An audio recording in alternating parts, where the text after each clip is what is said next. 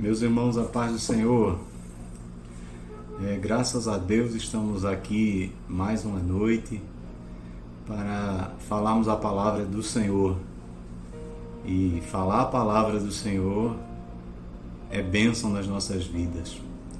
Antes de ler o versículo, eu queria contar um testemunho para os irmãos bem rápido.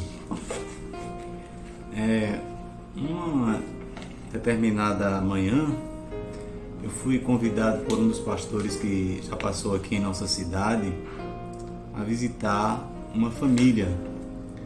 E a família contava que a filha estava endemoniada, estava possessa na cama.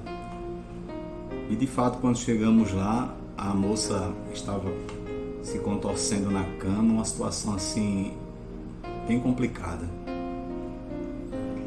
E oramos, e eu saí dali pensativo naquela situação, porque a moça era uma pessoa crente, uma menina dedicada na igreja, e não havia razões para que ela estivesse ali possessa de demônio, né?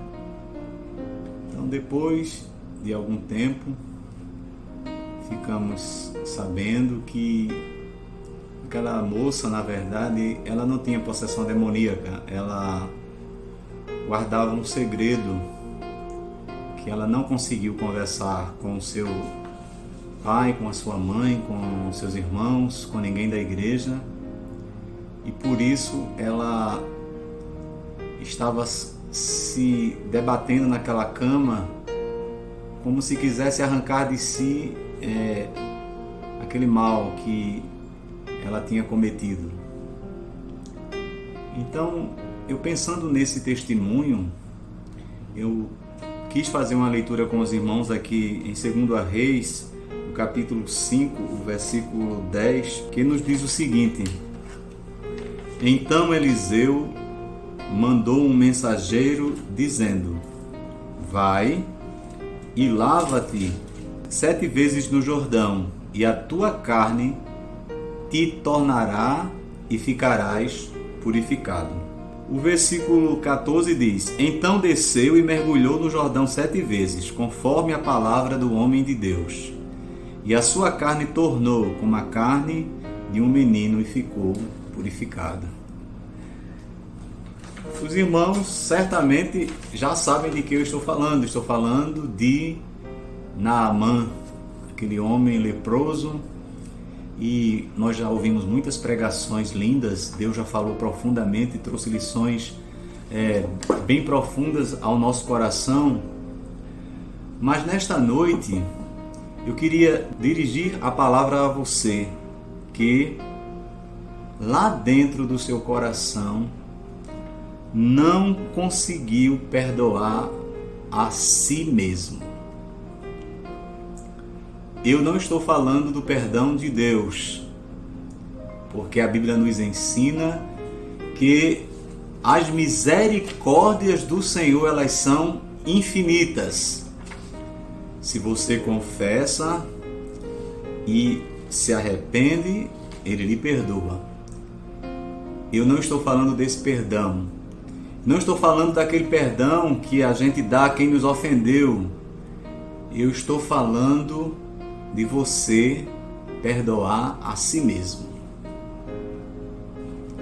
Isso é tão importante que a Bíblia diz que ela nos relata no Evangelho segundo escreveu Marcos, no capítulo 12, versículo 31, que um dos grandes mandamentos é: amarás ao teu próximo como a ti mesmo. Ou seja, esse amor que eu transbordo para dar a alguém, esse cuidado que eu tenho, ele precisa estar voltado para mim, homem, para você, mulher, para o adolescente e para o jovem. Você precisa se amar.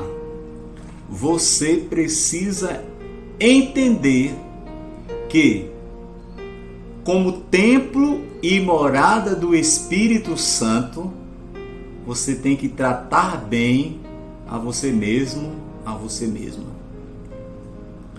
Então eu quero que você, que me escuta através desse serviço que a internet nos proporciona, que você pare e se perdoe. Aquela jovem, ela lutava, ela quis tirar de dentro dela, talvez ela estivesse com nojo de si mesma. Quem sabe havia transado com o pai, quem sabe havia transado com o próprio namorado, feito sexo antes do casamento, e isso a angustiava. Eu não sei qual atitude sua lhe desmereceu, que você talvez não consiga olhar no espelho e encarar para você mesma, você mesmo, e dizer: eu me perdoo. Porque a palavra do Senhor nos ensina que a gente não deve deixar que a amargura brote no nosso coração, porque ela é uma porta para Satanás trabalhar e nos destruir. Então, olhe para dentro de você e se veja diante de um homem de Deus. Eu não sou um homem que tem a unção de Eliseu, mas sou um servo do Senhor. E eu vou lhe dizer: hoje, perdoe a si mesmo. Não importa quão grave foi o seu pecado.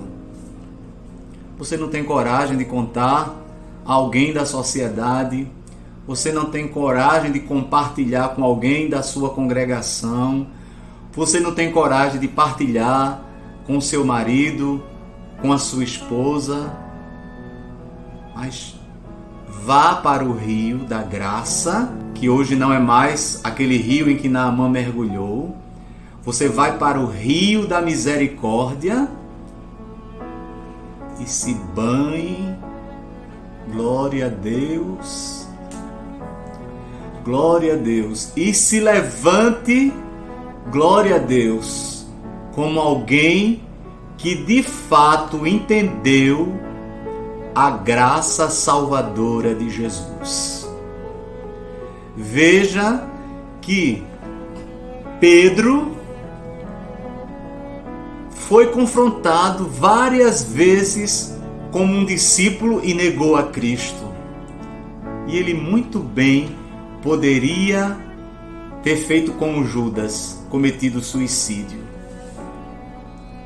Mas um dia ele disse: para onde iremos nós se tu tens palavra de vida eterna?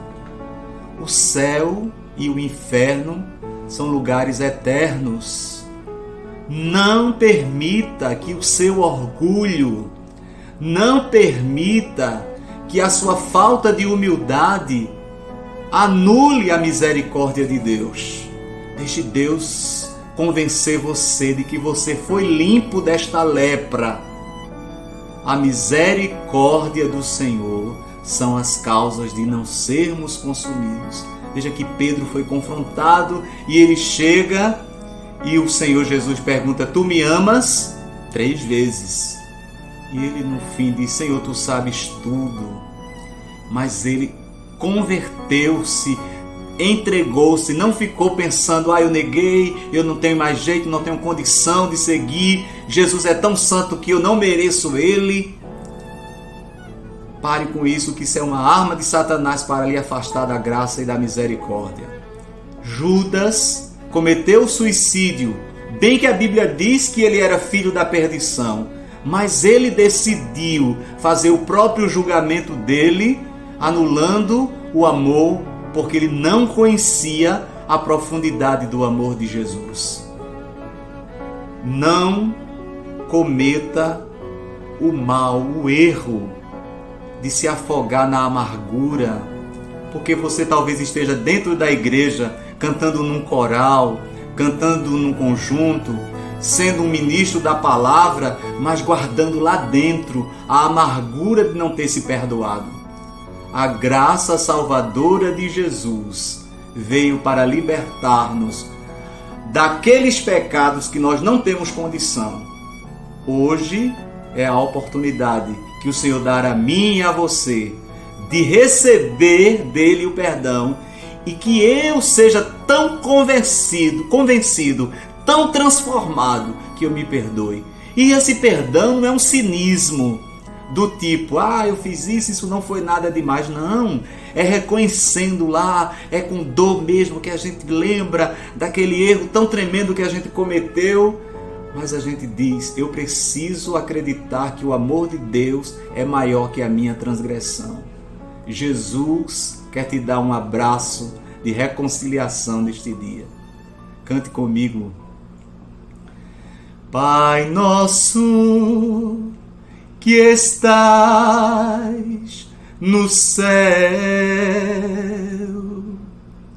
santificado seja o teu nome,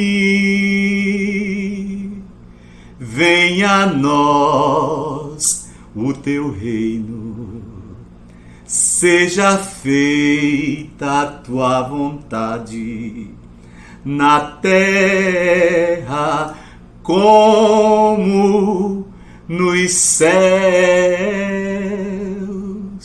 Deus continue nos abençoando.